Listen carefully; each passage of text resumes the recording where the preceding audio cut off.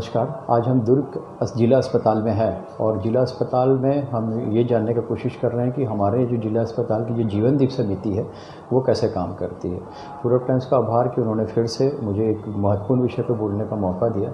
आज हमारे साथ जीवनदीप समिति के सदस्य हैं और हम उनसे पहले उनका परिचय लेने के साथ साथ ये भी जानेंगे कि जीवनदीप समिति कैसे काम करती है और एक मरीजों के अधिकार को कैसे संरक्षित करती है। तो सर नमस्कार। सर आपसे एक परिचय छोटा सा और इसके बाद में मैं जिला चिकित्सालय के अंतर्गत जीवनदीप समिति के कार्यकारिणी सदस्य हूँ जी। और हम लोग के जो माननीय विधायक जी और प्रभारी मंत्री के द्वारा निर्देशित जो हम लोग की जवाबदारी है उसमें हम लोग कटिबद्ध हैं। हाँ। हम लोग की कोशिश ये रहती है कि यहाँ पे हम लोग विजिट करते हैं सभी सदस्य। हाँ। और जाके जो वार्ड में जो समस्या से रहती है जैसे कि मशीनों की, चिकित्सकों की, समय की, तो इसमें हम लोग उसको ध्यान आकर्षण के लिए प्रबंधन के सामने रखते हैं। कभी कभी क्या होती है कि जो पीड़ित व्यक्ति हैं अपनी बात को, अपनी समस्या को सामने नहीं रख सकते, तो फिर लापरवाही के भी आरोप आता है। कुछ समस्या से पीड़ित बताते हैं कि हमारा ध्यान नहीं दिया गया। तो दोनों के बीच में माने मरीजों और सामंजस्य बनाने का ही हम लोग कड़ी हैं। तो हम लोग को फिर आगे भी हाई प्रोफाइल को भी आगे अपनी समस्या को बताना पड़ता है समय समय में कि यहाँ ये समस्या चिकित्सकों की, मशीनों की, ये पीड़ित, ये प्रभावित हैं, इनको प्रॉपर नहीं आ रहा। ध्यान आकर्षण कराने के लिए भी हम लोग कटिबद्ध हैं। जो जाके हम लोग नियमित आते हैं और आके चिकित्सक से, या जैसे हमारे पास फ़ोन भी आता है कि हमको इस वार्ड में भर्ती होना है या इस वार्ड के डॉक्टर से हमें अपनी सेवाएं लेनी है, तो कृपया हमारा उचित मार्गदर्शन दें। तो हम लोग वहां जाके डॉक्टर लोग से उनके उचित मार्गदर्शन, सलाह और दवाइयाँ या जो भी उससे संबंधित रहती है, कोशिश करते हैं कि इन पीड़ितों को, ज़रूरतमंद को सेवाएं प्रॉपर हो सके और वो अपना लाभान्वित होकर अपनी सेवाएं दे सके। जीवनदीप समिति का जो सबसे महत्वपूर्ण भूमिका है मरीजों के अधिकार की। जी सर। तो और एज ए सदस्य हैं तो एक प्रश्न हम लोगों के, एक आम आदमी के जहन में उठता है कि ये जो सदस्य हैं इनकी नियुक्ति कैसे होती है, या जैसे मैं पूछना चाह रहा हूँ कि आपकी नियुक्ति कैसे हुई, आप उसमें कैसे, मतलब इसमें कैसे सदस्य के रूप में नियुक्त हैं, क्या अर्हता होती है इसमें? मैं सर वैसे इस फील्ड में माने सेवा ही मुख्य अपना उद्देश्य और लक्ष्य है जी। तो मैं इसमें करीब 30 साल करीब हो गए। मैं इसमें समिति सदस्य बनने के पूर्व में भी जिला अस्पताल रेगुलर आके 30 साल से सेवाएं दे रहा हूँ। उस समय अपने पास ऐसे कोई पावर अथॉरिटी नहीं थी, लेकिन हम लोग की जो भूमिका थी, हम लोग की जो कार्य प्रणाली, उससे प्रभावित होकर माननीय विधायक जी द्वारा हमें अनुमोदित किया गया, जिसे प्रभारी मंत्री ने उसे आगे बढ़ाते हुए कलेक्टर साहब को निर्देशित किए। हाँ, मतलब ये है कि आपकी नियुक्ति जो है एक तरीके से शासन द्वारा ही की जाती है और मरीजों के अधिकार को संरक्षण के लिए की जाती है। जी सर। तो कैसे भूमिका होती है कि मरीजों के अधिकार को संरक्षित करने के लिए आप लोग क्या भूमिका निभाते हैं और क्या वर्किंग होती है, मतलब जीवनदीप समिति की?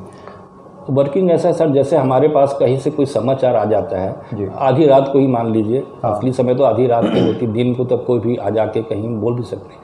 आधी रात को आते हैं तो हम लोग उसको सबसे पहले संबंधित जो वार्ड है, चिकित्सक है, उनसे संपर्क करते हैं कि फला व्यक्ति को ये समस्या है, कृपया देख लीजिए। सपोज मान लो कि हमसे संपर्क नहीं कर पाते या कन्वे नहीं होता, हम लोग स्वतः आ जाते हैं और उस जगह जाके उस व्यक्ति को मिल के समस्या जान के हम उसको आगे फॉलोअप करते हैं ताकि उसका उचित उनको सेवाएं मिल सके।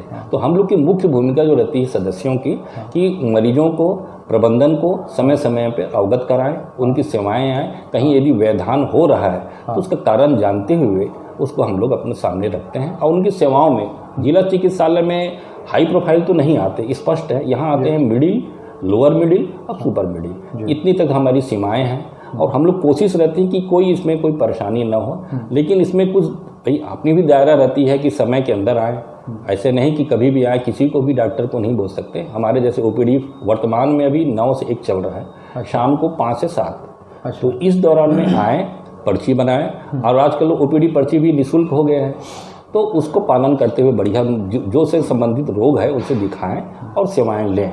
यदि समझ में उन मरीज को नहीं आता तो हम लोग से संपर्क करते हैं और हम लोग उसको जान करके अवगत करा के उससे जो भी मार्गदर्शन है उन मरीजों को, खास करके ज़रूरतमंद पीड़ित, उनकी हम लोग सेवाओं के लिए अग्रणी रहते हैं। एक आपने बताई कि चीज़ कि मरीजों को पर्ची बनानी होती है। जी सर। तो ये पर्ची की क्या भूमिका होती है और उसमें जीवनदीप समिति कैसे मॉनिटरिंग करती है? ये मॉनिटरिंग की होती होगी पर्ची का मतलब इसमें?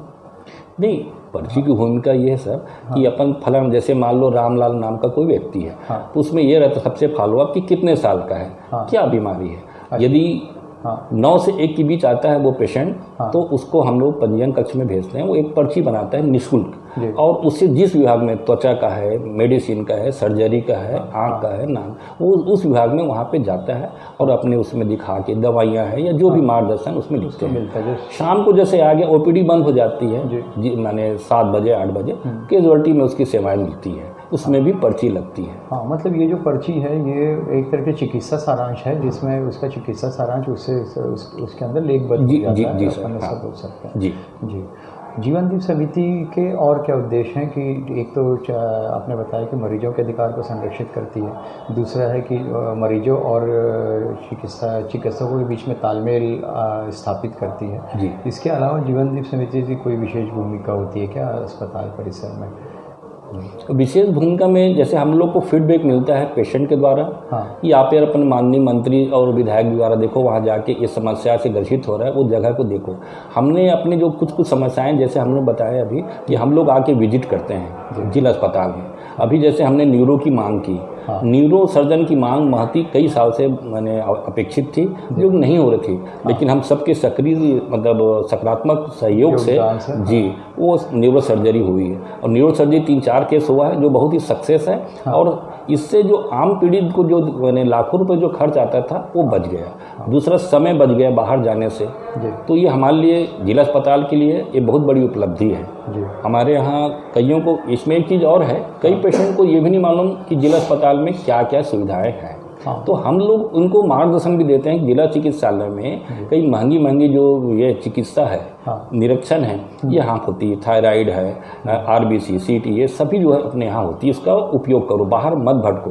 मिसगाइड होने से भी हम उनको रोकते हैं। आप लोग को जो जानकारी चाहिए सदस्यों से मिलिए, और सही जो जानकारी लेकर अपना इलाज करवाएं। एक है कि आम आदमी जिला चिकित्सालय में इलाज कराने आता है, तो उसके पास में एक जानकारी नहीं होती कि यहाँ पे कितने सारी बीमारियों की इलाज हो रहे हैं या किसकी नहीं है करके। तो ऐसी कोई व्यवस्था है जीवन दीप समिति करती है कि एक आम आदमी जो है जो मरीज नहीं है लेकिन उसको जानकारी मिले, ऐसी कोई व्यवस्था जीवन दीप समिति करती है कि या करने की योजना रखती है क्या? नहीं, इसमें जो प्रबंधन है, हम लोग तो अपन पर्सनली डायरेक्ट सामने जाते हैं और बता देते हैं। प्रबंधन भी बीच बीच में वैसे मार्गदर्शन देती है, इंटरव्यू के माध्यम से, चाहे समाचार के माध्यम से, कि हमारे यहाँ ये सुविधाएं हैं। जैसे शुरू में जब हमारे एक कंपनी से टाई अप है, अनुबंध है, अपने डायलिसिस होती है, तो ये अब तो बहुत लोगों को मालूम हो गया कि हमारे यहाँ डायलिसिस की सेवा है, जिसमें पॉजिटिव मरीज और निगेटिव मरीज दोनों सेवाएं लेते हैं। ये पहले मालूम नहीं था, अब क्या है, बार बार पेपर विज्ञप्ति आने से नॉलेज हो गया, अब जागरूकता आ रही है, लोगों की जानकारी में आ रहा है। जी, एक नया वो हो रहा है। जी। एक अंतिम प्रश्न से कि जीवन दीप समिति और कहते हैं अस्पताल प्रबंधन, ये दोनों का तालमेल कैसा है अभी वर्तमान में, और आने वाले इस जो हम लोगों की ज़रूरत है, जो अस्पताल को जो डिमांड है, जो कि आपने भेजी होगी शासन को, कि कौन से मरीज या कौन से इलाज हमारे पास नहीं है, तो इसके ऊपर भी जानकारी आप बता पाएँ तो। हमारे यहाँ सर जी अभी सबसे बड़ी ज्वलंत समस्या है ट्रॉमा सेंटर। अच्छा। ट्रॉमा सेंटर के अभाव में हमारे यहाँ जो यानी स्थानीय के साथ साथ अन्य जिले से भी जो मरीज आते हैं, उनको जैसे एक्सीडेंटल में कार्डी की फैसिलिटीज़ नहीं है हमारे जिला चिकित्सालय में। हमारे यहाँ इससे मनोरोग से भी थोड़ी समस्या है, हड्डी के डॉक्टर भी का अभाव हो जाता है, और नेफ्रोलॉजिस्ट इसका भी अभाव है। तो हम लोग चाहते थे एक MRI की भी ज़रूरत पड़ेगी, न्यूरो सर्जन है, न्यूरो मेडिसिन वाले आ जाते, और हमको जो कार्डिक एक कैथ लैब हो जाए कि कुछ, उससे हमारे मरीज जो है बाहर न जाएं। MRI की मशीन महंगी है, शासन की अक्षमता है जो नहीं वहन कर पाती, लेकिन हम चाहते हैं कि ट्रॉमा सेंटर के अंतर्गत इस सुविधाओं को अगर दें तो हमारे यहाँ जो अन्य जिला से और स्थानीय व्यक्ति जो आए उसका लाभान्वित हो जाए, क्योंकि ये जो है खर्चीला चीज़ है, तो इससे वो निजात पा सकें, तो हमारी ज्वलंत समस्या है। तो ये हम लोग की महती आवश्यकता है। इसमें यदि शासन प्रबंधन अगर और अच्छा पहल करे एक अच्छा सकारात्मक पहल हो जाएगी। हाँ, तो मतलब ये था कि कामा सेंटर की आज हमारे को बहुत ज़्यादा ज़रूरत है जी। ये थे, हमने सर से जाना कि कैसे हमारी जीवन दीप समिति काम करती है और आज हमारे अस्पताल के लिए जो ज़रूरत है, जिसके लिए इनकी मांग भी इनके द्वारा भेजी जा चुकी है, वो है जो बीमारियां, उसकी डिटेल्स हम लोगों को मिले। एक महत्वपूर्ण जानकारी थी और आशा करता हूं कि क्या कहते हैं ये जानकारी हमारे और हमारे मरीजों के लिए जो कि दुर्ग अस्पताल में आना चाहते हैं उनके लिए बहुत महत्वपूर्ण रहेगी। इसी आशा के साथ धन्यवाद, पूर्व टाइम्स का आभार कि उन्होंने हम लोगों को समय दिया बात करने के लिए।